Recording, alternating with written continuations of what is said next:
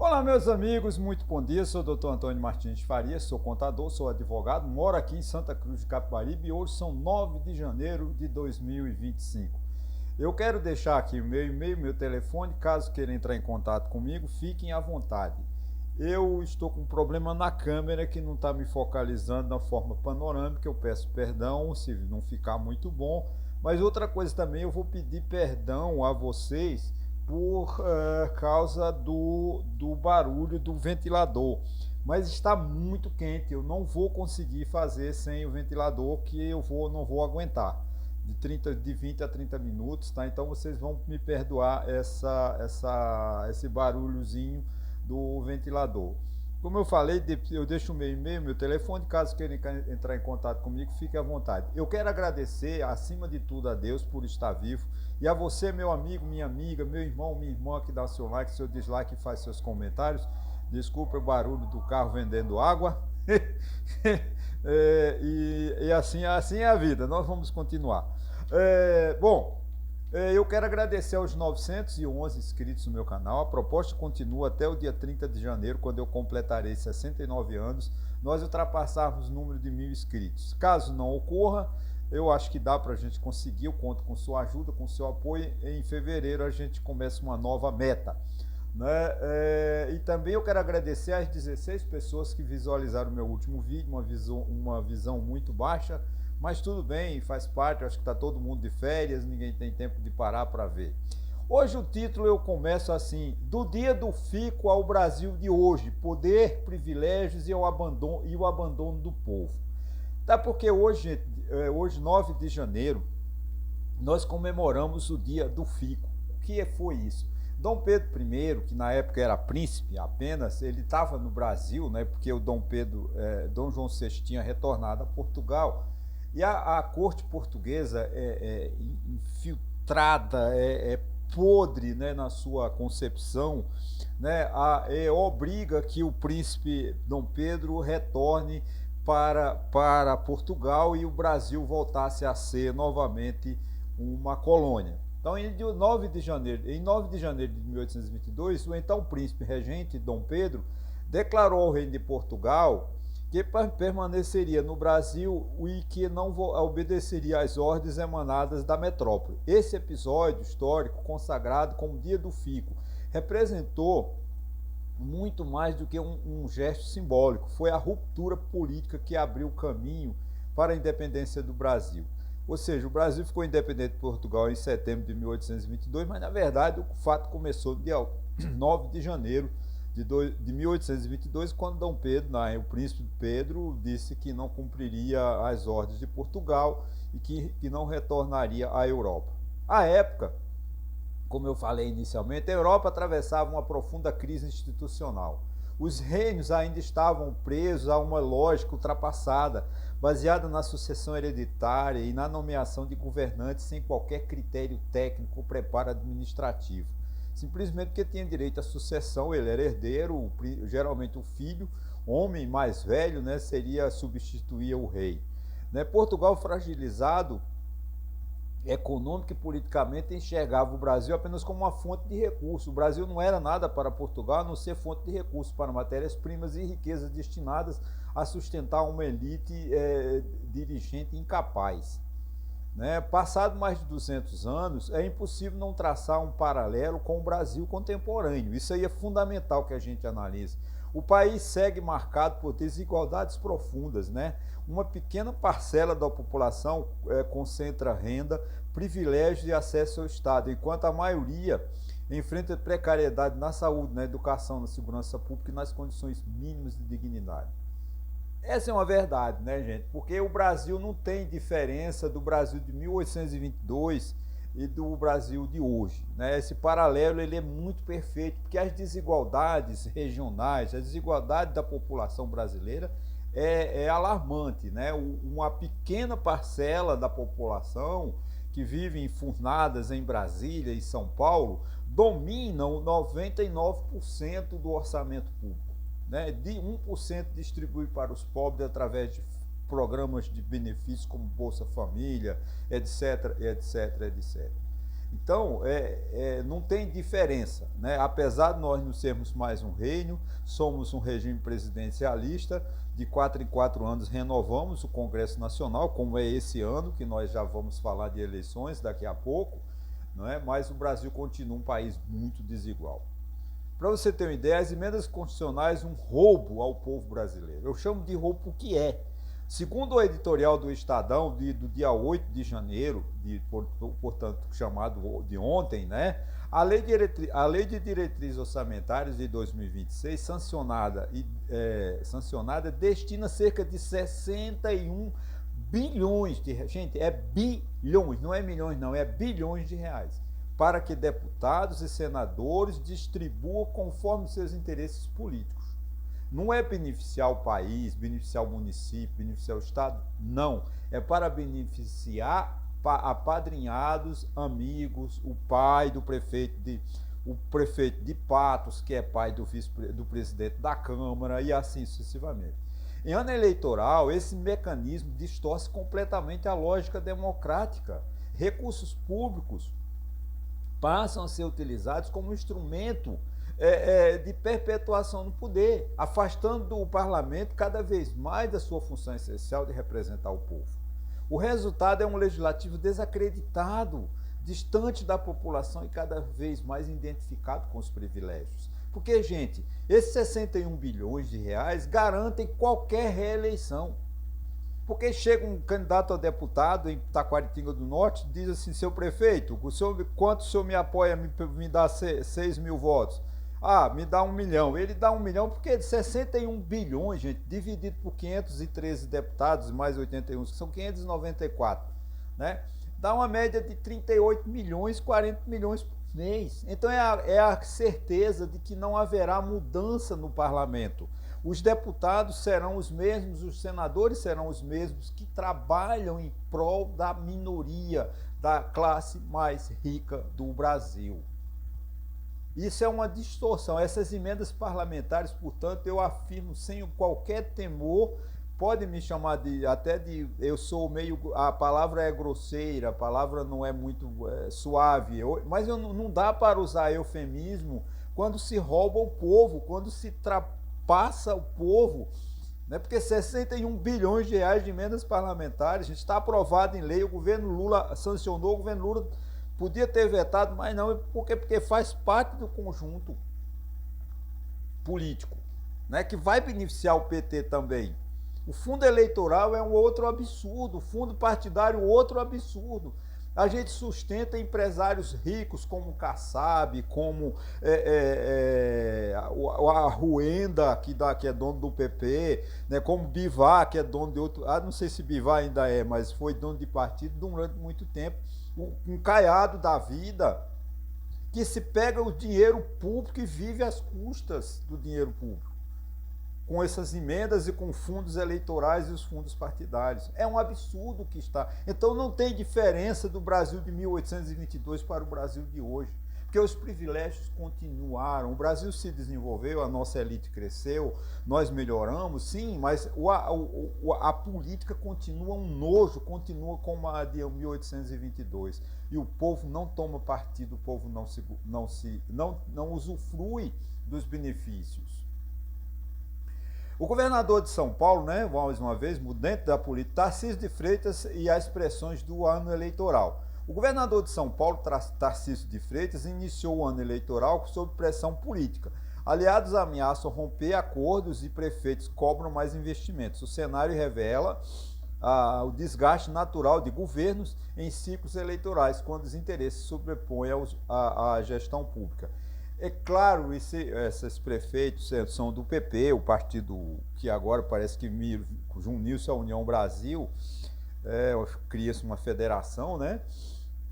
Está quase rompido com o governador de São Paulo, em função de que eles não estão atendendo, o governador não está atendendo aos interesses dos prefeitos de uma certa região de São Paulo. É natural em ano eleitoral que haja esse tipo de cobrança, mas na verdade não eles querem mais, né? Eles querem que o PP se alie lá o Kassab, que também governa São Paulo, né? Manda em São Paulo, porque Kassab é um dos principais conselheiros de Tarcísio de Freitas, e o principal articulador político nacional, porque o Kassab está negociando com o PT, está negociando com o PL, está negociando com todo mundo, porque o importante de Kassab, como eu falei, um empresário político, é ser bem sucedido, garantir verba, garantir recursos para ele, né? Então a dificuldade do governador de São Paulo, eu acho que não há ameaça à reeleição de Kassab. Kassab será com certeza reeleito em São Paulo, mesmo que coloque como candidato o Alckmin, né, o Geraldo Alckmin, que eu acho que é muito difícil ele não ser vice de Lula, que foi um excelente vice, uma pessoa de muita lealdade, né, de muita cortesia, eu diria, o Alckmin. O Lula não tem o que reclamar, o nariz empinado de Gleisi Hoffmann, não é possível que ela tenha coragem de não aprovar que o Alckmin volte a ser vice de Lula. Então, talvez o próprio, vamos dizer assim, o próprio Haddad, né, que deve deixar o governo agora há pouco, o ministério, para ajudar a coordenar a campanha de Lula, e ele deve disputar algum cargo em São Paulo, dificultando a sucessão. Mas eu acho que Tarcísio de Freitas ganha em São Paulo, a não ser que ele largue São Paulo para disputar a presidência da República. Mas eu acredito que a candidatura de Flávio Bolsonaro já se perpetuou, já se consolidou e é realmente a direita. Apesar de que tem críticas, né, isso não está até no meu script, tem crítica do Ciro Nogueira, que foi ministro de Bolsonaro, dizendo que o Flávio Bolsonaro não pode ir radical para a esquerda, para a direita, né, mas sim para o centro, para se ele quiser vencer as eleições, o Flávio Bolsonaro tem que ter um discurso de centro, o que de fato eu acho que é correto. Agora, a partir do início de colocar o irmão dele, o Eduardo, no Itamaraty, realmente fica difícil de falar de seriedade da candidatura de Flávio Bolsonaro. Dentro da política ainda, eu acho que é interessante nós comentarmos, Lula e a recriação do Ministério da Segurança. Eu acho que o presidente Lula anunciou a intenção de recriar o Ministério da Segurança Pública, né? A proposta é condicionada, né, à aprovação da PEC da Segurança Pública, que está em votação e tramitação do Congresso Nacional. Isso levanta preocupações legítimas quanto ao aumento da máquina pública e o uso uso político dos cargos. Só serve para isso, para nada, porque a segurança pública não se constrói apenas com repressão. Existe planejamento, inteligência, investimento tecnológico e presença efetiva do Estado nas áreas mais vulneráveis. É isso que a gente não tem. O aparelho policial, a estrutura de segurança pública no Brasil, ela não funciona porque a polícia aprendeu, né, que a sociedade, bandido bom e bandido morto. Então a segurança pública no Brasil é feita a bala. Quando, na verdade, eu não estou fazendo crítica à polícia, não. Pelo amor de Deus, gente. Eu tenho profundo respeito pela polícia e pelos policiais. Agora, na verdade, eles não têm culpa. Eles são vítimas do mesmo sistema porque passou essa impressão, depois da ditadura militar, que bandido bom é bandido morto, que é o discurso de Jair Bolsonaro, né? O direitos humanos de Jair Bolsonaro é bandido bom, bandido morto. Agora ele pede direitos humanos porque ele está preso, aí ele está precisando. Mas no tempo que ele estava solto, ele dizia bandido bom e bandido morto. Essa é a bandeira de Castro, a bandeira da direita, né? Que a repressão policial é que resolve o problema. Não. O que resolve o problema é a presença do Estado nas comunidades mais carentes. Posto de saúde, vacinação, ajuda comunitária, ciclos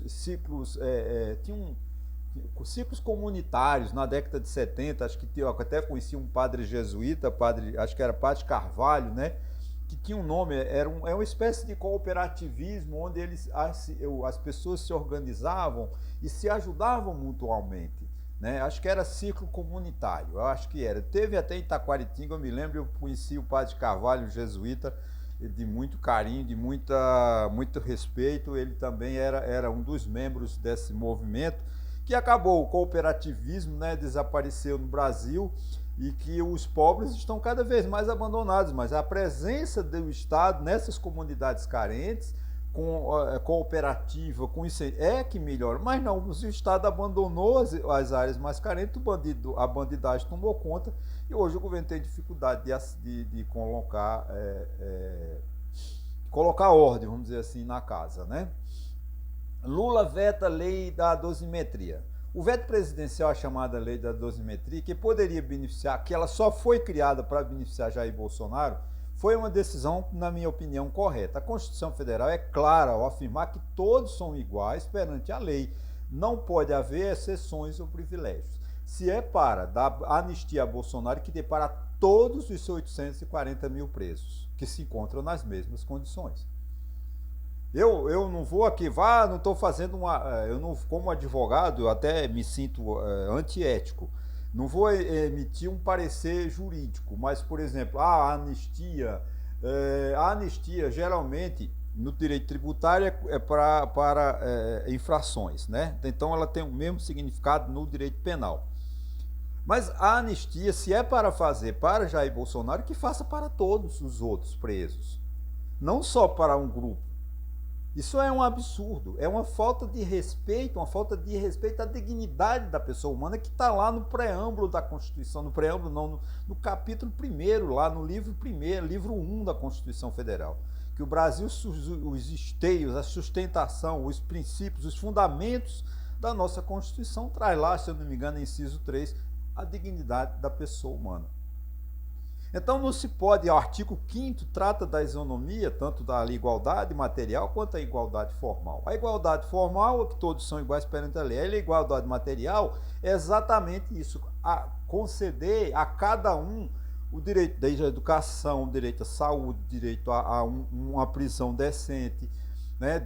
Isso é o que Bolsonaro reivindica, grande espaço, um palacete onde ele se encontra preso, que todos os outros presos também têm o direito. Bolsonaro não pode, a cada momento, leva Bolsonaro para um hospital. E os 840 mil presos que sequer tem médico no presídio, numa hora de um desespero, morrem, só manda o camburão. Você não vê numa ambulância entrar no presídio, só vê saindo aquele carrão, que eu chamo lá no Rio, chamava de gavetão ou de rebecão, que é carregando os mortos. Porque eles morrem sem apoio, eles morrem sem auxílio. Isso não é um país honesto. Eu quero que Jair Bolsonaro tenha um tratamento digno, mas que os outros presos também tenham o mesmo. Bolsonaro é ex-presidente da República, merece nosso respeito? Claro que ele merece, mas não os privilégios que estão querendo dar para Jair Bolsonaro, principalmente quando se trata de dar anistia. Então é correto a decisão do presidente Lula de vetar essa lei que foi feita para beneficiar um determinado grupo de pessoas, que não é justo. Essa hipocrisia, essa ladroagem que está no Congresso Nacional, por essa direita nojenta, nefasta, fascista, lamentavelmente é liderada por Jair Bolsonaro. Não pode deixar que, em detrimento disso, em benefício de uma pessoa, todas as demais pessoas sejam prejudicadas. Que essa lei seja igual, mas para todos. Todos os benefícios, todos os presos no Brasil têm o mesmo direito que tem Jair Bolsonaro. Então, aprovo a decisão do presidente Lula. É claro que tem um viés político. Não vou negar que Lula fez isso, porque fez ontem um palanque, quando ele comemorou lá o 8 de janeiro, que a gente deve lembrar que foi aquela tentativa de golpe, né? A ruptura, a destruição da Praça dos Três Poderes, não pode ser esquecido. Isso foi uma falta de educação, foi uma falta de patriotismo. Aliás, porque o que foi, né, a direita, né? O filho de Jair Bolsonaro foi para os Estados Unidos, traiu o Brasil. Jair Bolsonaro, traidor do Brasil. Ou seja, golpista é traidor da pátria. Não tem dúvida que isso é meu. Como diz o próprio discurso de Ulisses Guimarães, lá no dia 5 de outubro de 1988, né? Traidor da Constituição é traidor da pátria, né? Flávio Bolsonaro e o novo posto Ipiranga. Em janeiro de 2026, Flávio Bolsonaro anunciou que indicará seu futuro ministro da Fazenda até abril desse ano, né?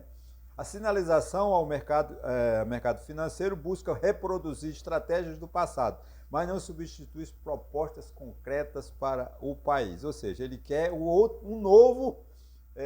esqueci o nome do ministro. Paulo Guedes. O posto Ipiranga. Tudo se resolve. Paulo Guedes resolvia tudo. Tomara que ele arrume um ministro bom. Não colocando o irmão no Itamaraty, pelo amor de Deus. Não é porque Eduardo Bolsonaro fala inglês, não é porque Eduardo Bolsonaro sabe fritar hambúrguer que vai ser ministro das Relações Exteriores. Espero que não, né? Donald Trump ameaça a Venezuela, mais uma vez, né? Declarações de Donald Trump sobre o domínio da Venezuela revelam o enfraquecimento das instituições multilaterais e a persistência de práticas imperialistas. O Congresso americano impôs limites institucionais, mas a instabilidade permanece. Gente, essa atitude imperialista de Donald Trump contra a Venezuela é uma das maiores agressões que o mundo sofreu nos últimos tempos. Não vou falar antes da Primeira Guerra, depois da Segunda Guerra, mas tudo aquilo que foi construído, o mundo foi construído, né, o mundo moderno foi construído a partir do final da Segunda Guerra Mundial, como as instituições multilaterais como o ONU, o Unesco, o OMC, organismos internacionais, para que sempre houvesse um diálogo, sempre canalizasse para a resolução dos problemas, dialogar. Não posso deixar de citar o tratado, né, de 1648, quando ficou consolidado que nenhum país interferia, nenhum país invadiria a soberania do outro.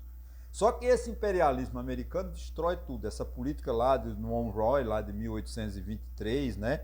Esse estúpido lá, dessa ideia de que a América é para os americanos e que os europeus, portanto, que colonizaram o mundo espanhol e o mundo português, que não podiam mais interferir na América. Mas isso não é uma política correta, porque nós temos organismos internacionais, nós temos aqui, por exemplo, a OEA.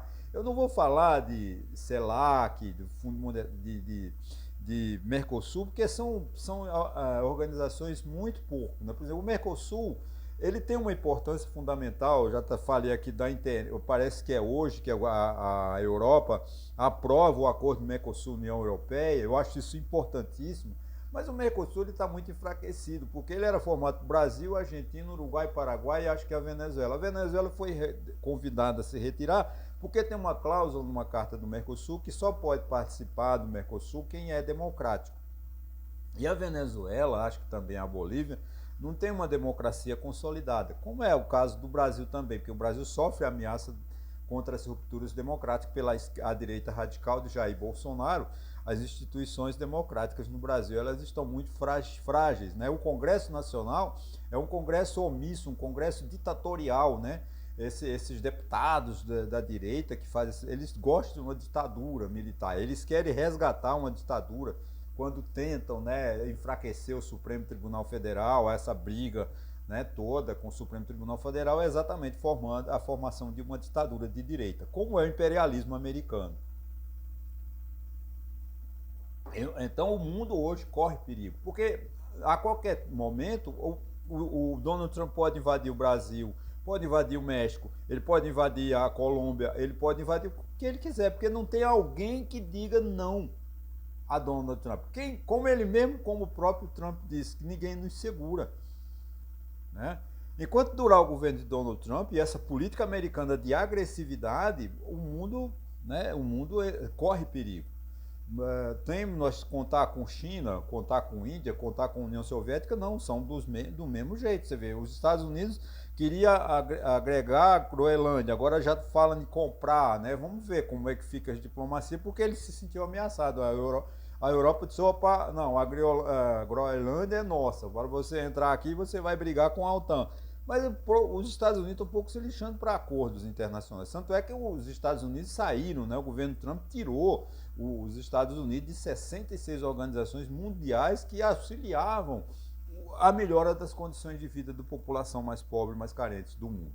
Então, realmente, é uma preocupação. Nós estamos inseguros. O mundo vive uma insegurança institucional, uma insegurança mundial de perigo. Acho que não estou aqui restaurando a Guerra Fria, que era aquela ameaça, né? Não, mas China, Rússia contra Estados Unidos e tal. Mas não podemos esquecer de Coreia do Norte, não podemos esquecer do Irã, que são países que também têm uma estrutura, têm bombas nucleares, e eles podem a qualquer momento inventar uma guerra e destruir o mundo, né? Porque as organizações, para que serve a ONU hoje? Para nada. É melhor fechar a ONU, encerrar e dizer: olha, o mundo está acéfalo, o mundo não tem uma direção mundial. Porque a ONU era para isso, para garantir a paz. Mas o imperialismo americano destruiu, e a União Europeia permitiu, a Rússia permitiu, a China permitiu, porque eles têm um poder de veto E eles fizeram o que quiseram, fizeram o que queriam, dizendo assim, eu veto, eu veto, eu veto, eu veto, porque interessava a eles,